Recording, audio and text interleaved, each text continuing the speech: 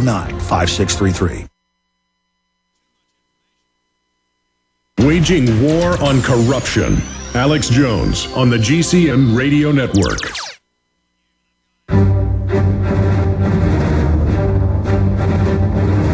Big Brother, mainstream media, government cover-ups. You want answers? Well, so does he. He's Alex Jones on the GCN Radio Network. And now, live from Austin, Texas, Alex Jones. Here's the headline from WJW. Retired FBI agent says Oswald didn't kill Kennedy. And they go on to say it's a lot more than conspiracy theories. It's documented fact.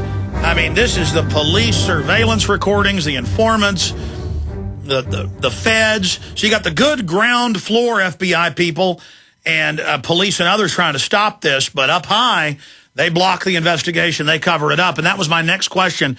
I had read that you had said that once you got into the archives, decades after, when they finally released this stuff, that your own FBI reports had been doctored. What happened, my report doesn't exist. I mean, they eliminated the total report that I wrote up, and my partner, Royal McGraw, and a supervisor by the name of Charles Harding up in Atlanta, Georgia, they wrote two reports. One written by McGraw and one written by Charles Harding. And they took the material of all the people that I contacted and interviewed trying to locate Miltier and doing a full background on him, education-wise and where he worked and all the stuff that we had acquired in that. All of that was in their reports. The only thing that was in that report that had anything to do with Don Adams was that one sheet of paper of my interview of Miltier.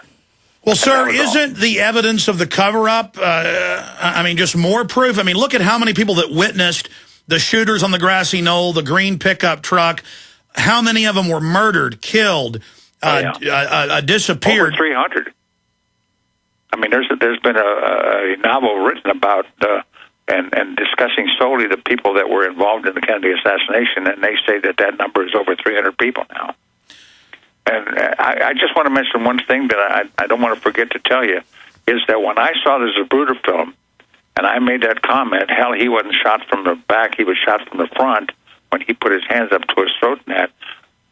Dr. Charles Crenshaw, who worked in trauma room 1 at Dallas Parkland Hospital in that, as soon as he looked at the president, he said, hell, he's been shot in the throat, he's got a bullet hole here. And then later on, they had to do a trach cut on him to open up his throat to put a tracheotomy in him. But he saw the bullet hole right away. There was no exit wound in the back. Then they found where the bullet had gone through the windshield of the limousine, and apparently that slowed down the projectile so it didn't go all the way through him, and it went into his throat and stayed in his body. Yeah, that was in the original medical report, and then they had his brain at the National Archives, and then it got disappeared. It disappeared, right. In closing, sir, and I want to have you back up in the next month for a full hour with your great breadth of knowledge. We appreciate your patriotism, your love of the truth, and your courage. Knowing how many people they've murdered, do you ever get threatened? Or are you concerned that you're now really going public? No, I'm going to tell you something, Alex. I've always said this. The good Lord picked me for this assignment, whatever it was. I mean, whatever it is. And if he decides he's going to call me, I'm going to go the way he wants, and I don't worry about that stuff. And I would imagine you really learned that when you were in Korea. Yes, I did. Yeah, I saw a lot there, and it was a heavy year. Went all the way to the Yellow River up to China. And it was an experience I never forgot, but it's something that taught me a great deal about life and how important life is. You know who else was on the Yalu River but fighting the Japanese during World War II? E. Howard Hunt as a sniper. Wow. Yeah, see, let me tell you something, Alex, so that you're aware of how I work in that. When I get to concentrating on my work in that, I don't dwell off into a lot of other people's work, because you could just go in forever and not really get the story. So I'm really concentrating to make the people aware of who Joseph Adams Miltier is. And that... no, I agree with you, because your area of the investigation is conclusive. I mean, it's amazing. The website is adamsjfk.com. And let me say bye to you during the break. I look forward to setting you up for a full hour in the next month. In fact, we'll try to set that up with you right now, sir. Everybody check out his website. He's got some very informative DVDs with his testimony that's an important part of a historical record.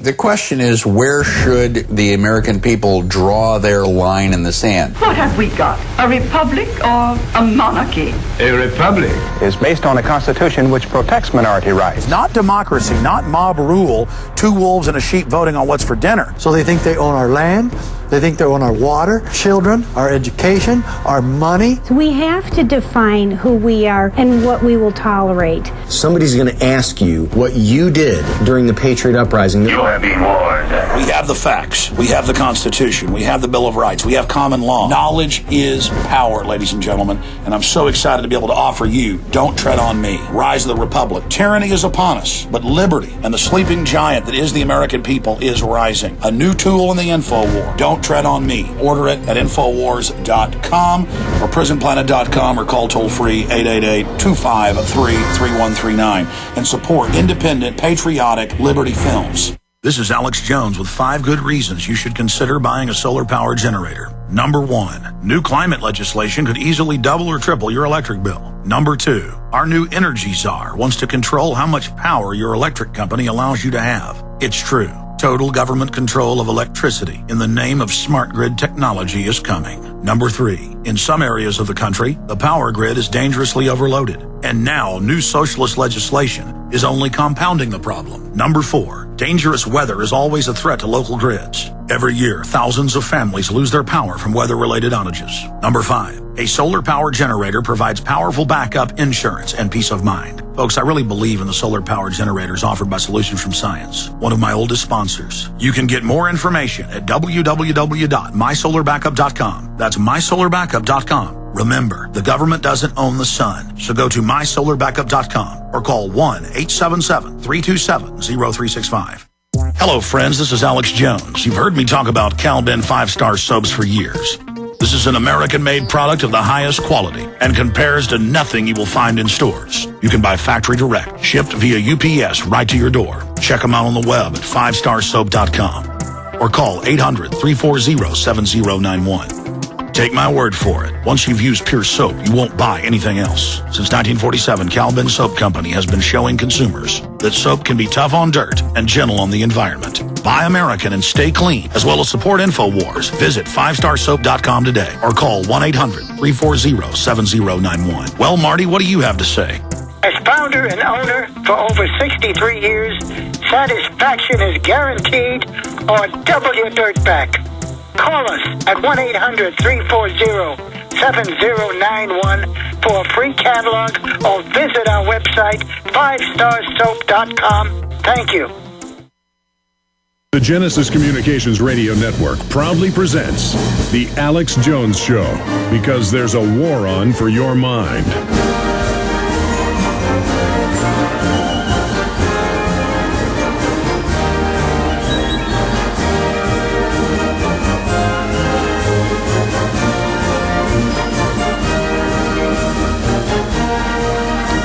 Was an incredible interview with that retired FBI agent. Just amazing. Don Adams. We're going to be having him back up for a full hour coming up in a few weeks. Incredible information. I mean, they had the police, they had the FBI, the recordings of him saying we're going to kill JFK in Dallas in his motorcade. Then he gets back days after and then tells the informant, I told you we were going to kill him.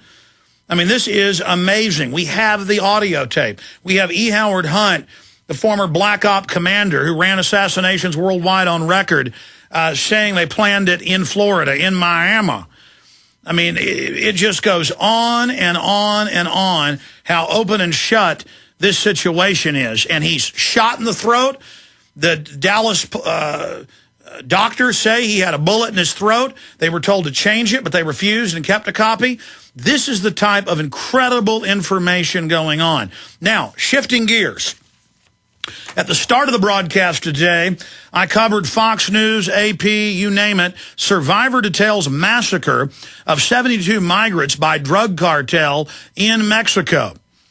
And he escaped. He says Los Zetas, who on record was trained by the CIA to go after the other drug cartels that they don't control. They work for the Mexican government. He is robbing and extorting and trying to force the migrants, mainly from Central and South America. That's who they killed. They don't tend to do it as, they still kill a lot of them, but not as many if they're Mexican citizens. So it's a form of nationalism against Central and South American migrants. And it's all part of the North American Union.